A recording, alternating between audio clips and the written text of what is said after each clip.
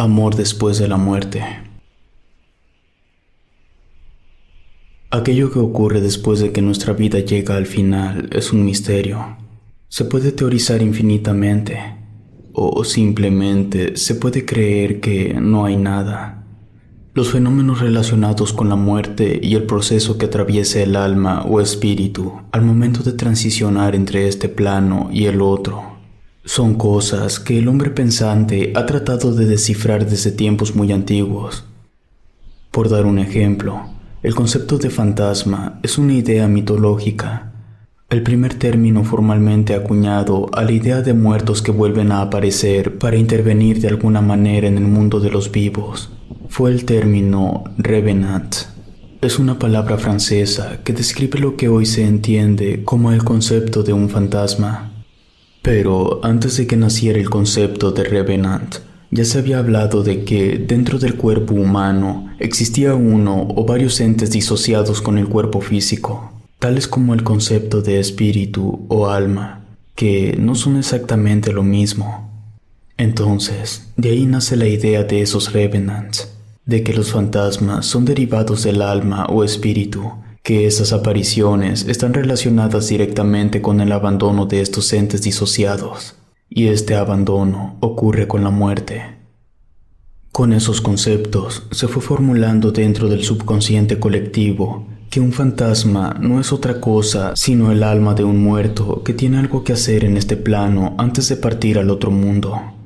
Y no es que yo me considere un experto en fantasmas, es solo que me obsesioné con este tema luego de que murió mi novia. Por desgracia, no tuve la oportunidad de despedirme de ella. Por lo tanto, en un intento desesperado por contactar con mi novia muerta, investigué todo sobre fantasmas. Literal, todo. He leído libro tras libro. Y tengo que explicarles algunas cosas antes de contarles lo que pasó con mi novia para que entiendan el fenómeno y puedan creerme.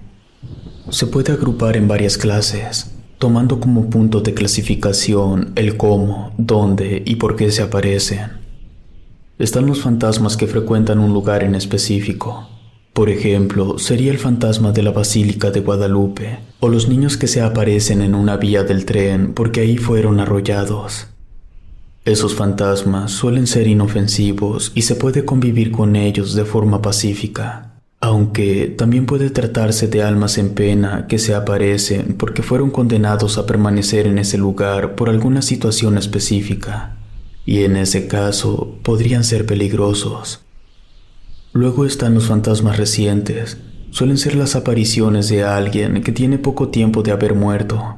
Por lo general, esos fantasmas solo tienen la finalidad de despedirse de alguien que fue importante para ellos, o de alguien con quien dejaron algún asunto pendiente. Un ejemplo de eso sería cuando un niño dice que acaba de ver a su abuela, siendo que la abuela tiene varios días de haber muerto. También están los fantasmas de aparición crítica. Son los fantasmas de gente a punto de morir, o que al menos la persona no sabe si vivirá mucho tiempo. Por ejemplo, la persona puede estar en una cirugía que se complicó. Otra clase de fantasma son las almas errantes. Se trata de almas o espíritus que deliberadamente han optado por no dejar el mundo de los vivos, ya que sienten que tienen alguna cuenta pendiente. La Llorona sería el ejemplo más evidente de un fantasma errante. Y por último, está el poltergeist, que se puede definir como un fantasma que no tiene la capacidad de hacerse visible, pero sí tiene la capacidad de manifestarse haciendo contacto con cosas materiales no vivas. Por ejemplo, abriendo las puertas, apagando los focos, situaciones de ese tipo. Cuando mi novia murió, yo no era creyente de nada de esto, ni fantasmas, ni brujas. Para mí no eran más que una sarta de tonterías sin fundamento. Pero, como decía mi madre, cuando te quedas sin opciones, empiezas a contemplar las que nunca consideraste. Entonces, cuando no pude despedirme de ella, lo único que me quedaba era contactar a su fantasma. Aún así, traté de mantener la racionalidad. Primero investigué el fenómeno desde otras perspectivas menos esotéricas. La parapsicología, por ejemplo, cuyos estudios tratan de darle un enfoque más o menos científico a esas cosas como la clarividencia, los viajes astrales, la bilocación, visión remota, percepción extrasensorial y cualquier otra cosa relacionada con los médiums. Todo era un desastre, porque al investigar una cosa, esta me llevaba a otras, y cada una de ellas me llevaban a otras, y era un cuento de nunca acabar. Claro que ramificar el conocimiento me ayudó bastante a comprender todo de una manera más concreta. Por ejemplo, una forma de interpretar la aparición de fantasmas como algo no paranormal es considerar que los fantasmas son algo que se puede categorizar como ectoplasma, que es, en términos muy rústicos, un estado de agregación de la materia formado por ondas estacionarias en una región del campo electromagnético con una intensidad que muestra una disminución tomando como referencia una tasa proporcional a su valor actual medible. Créanme cuando les digo que esa es la forma más fácil de explicarla. Yo tardé años en comprender todo el fenómeno fantasmal, tanto en posturas filosóficas como espiritistas, y hasta viéndolos como un fenómeno medible. La ciencia no era una opción para poder contactar a mi novia. No tenía los recursos para estudiar el fenómeno a nivel de campo. Solo me quedaba la opción del espiritismo. Elegí el espiritismo práctico, porque las enseñanzas de ese espiritismo dicen que el alma sobrevive a la muerte del cuerpo material. Empecé a buscar. Tardé 10 años en encontrar a alguien que en verdad pudiera ayudarme. En el camino pude encontrarme mucho charlatán. Es fácil engañar a la gente desesperada por respuestas, más cuando esa gente no tiene un conocimiento mínimo. La prueba que yo les hacía a los que se hacían llamar espiritistas es que yo llegaba con ellos. Les decía que mi novia llevaba varios años desaparecida.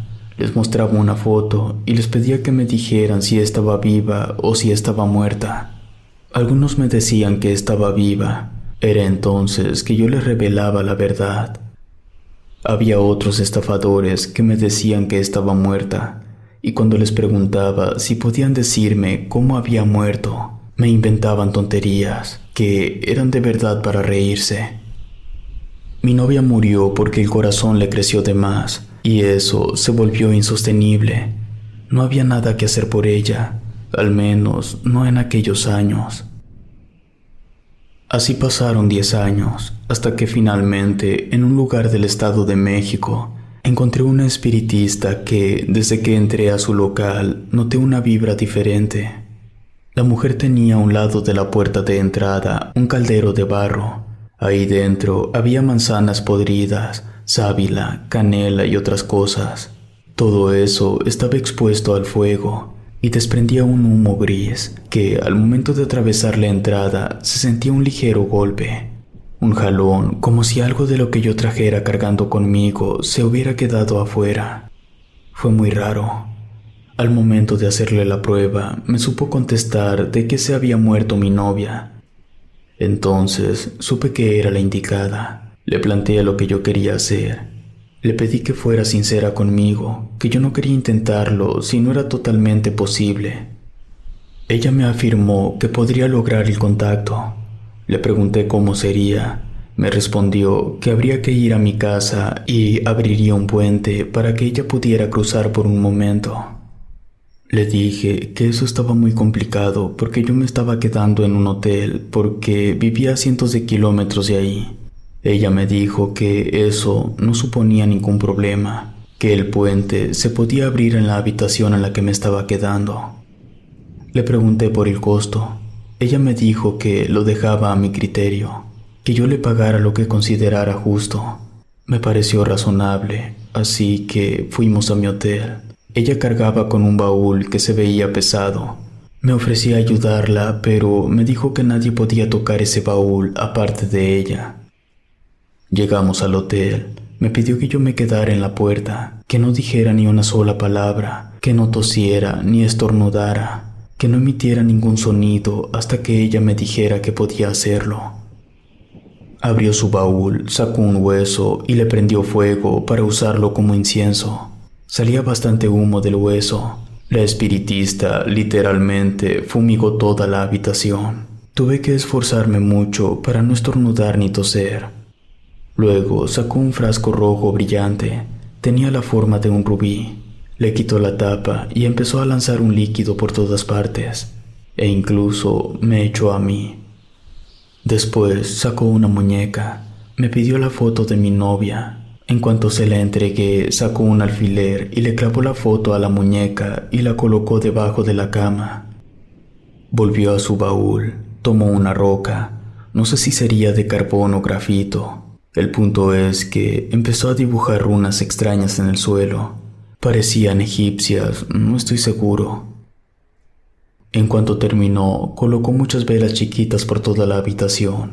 Luego ocurrió la primer cosa que definitivamente no tenía una explicación ordinaria. La espiritista se paró al centro de las runas y empezó a rezar en un idioma que desconozco. Los focos empezaron a reducir su brillo poco a poco, al mismo tiempo que de las mechas de las velas empezó a salir un poco de humo. Finalmente, los focos se apagaron y todas las velas se encendieron. Yo me sentía nervioso. Esas velas desprendían un olor como a sal. El ambiente se sentía demasiado tenso. Me sentía un poco mareado. La espiritista sacó una especie de runa. Era muy pequeña, unos cuantos centímetros. La llevó hasta donde estaba yo. La movió frente a mí, como si me estuviera haciendo la señal de la cruz. Luego la levantó sobre mi cabeza y me vació su contenido. Era tierra, o eso creo. No estoy seguro. Esta apestaba a animal muerto. Era asqueroso. Hasta ese punto todo parecía bien. No normal definitivamente, pero era inofensivo. Y aunque el ambiente se sentía denso, aún era aceptable. Pero las cosas tomaron un tono siniestro cuando el espiritista sacó una daga y comenzó a caminar hacia mí mientras recitaba una oración. Por un segundo sentí que me atacaría o algo peor, pero no. Ella tomó mi mano y me pinchó la palma. Esa daga la puso sobre una mesa que estaba cerca de una ventana. Yo creí que iba a hacer algo con ella, pero simplemente la dejó ahí y me dijo que solo quedaba esperar, que me olvidara que ella estaba ahí y en cuanto viera a mi novia podía moverme y hablar. Pasaron unos minutos, se me hicieron eternos, pero finalmente algo ocurrió. La puerta del baño se abrió y, para mi total asombro, mi novia salió caminando. No podía creerlo. Mi novia caminó hasta la cama y se sentó. Yo, con algo de miedo, fui y me senté a un lado de ella. Quise tocar su mano, pero la espiritista hizo un ruido queriendo llamar mi atención. Al verla, me dio a entender que no debía tocarla. Simplemente me limité a decir algunas cosas. Prefiero reservarme esa información para mí. Me despedí tal y como me hubiera gustado hacerlo. El fantasma de mi novia estuvo en la habitación, creo que por 5 minutos.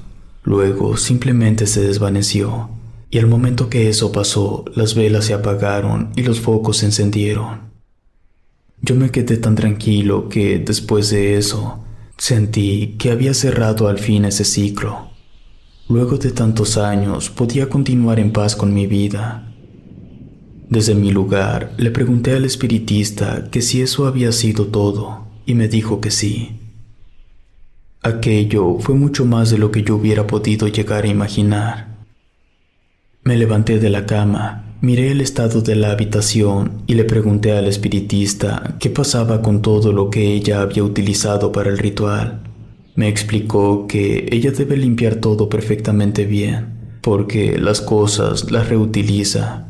Primero tienen que pasar por un extenso y arduo proceso de purificación para que no mezclen energías, y luego de eso es seguro volver a usarlas. Me pidió que, por favor, saliera un momento de la habitación en lo que ella limpiaba todo.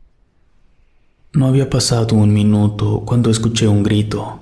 Pude reconocer la voz de mi novia, e inmediatamente, después del grito, una ventana se rompió. Entré apresuradamente